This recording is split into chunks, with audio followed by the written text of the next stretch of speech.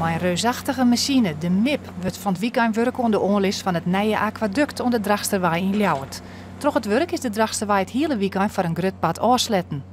Hier wordt een aquaduct gebouwd met een verdiepte ligging. Dat betekent dat wij hier zometeen waar we nu staan eigenlijk de weg, Drachsterweg 5 meter dieper zal gaan liggen. Dat betekent dat de grondwaterstand lokaal moet gaan verlaagd worden. Dus wij gaan een polder maken als het ware.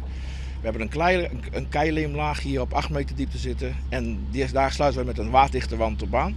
Waardoor wij een polder creëren, zeg maar, waar wij het water lokaal kunnen verlagen. Terwijl het water aan de buitenzijde van de polder gewoon op de normale waterstand op blijft. Zoals die bedacht is en ieder jaar ingesteld wordt.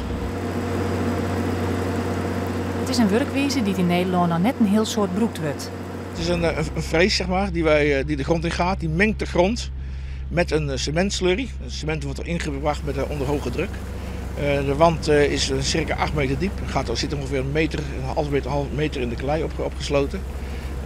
Dat wordt gemengd, die gaat naar beneden en naar boven. Waardoor we voldoende druk krijgen en een goede mengstelsamenstelling krijgen. Die als die uitgaat is na enkele dagen een waterhemmende constructie oplevert en een wand. Hoe 6 weken gaat de Drachsterwei op hetzelfde plak weer een weekend dicht. Dan wordt er een bypass maken naast de dik, dat het verkeer van dan tijdelijk delmat. Het aquaduct is kleer dik een ier.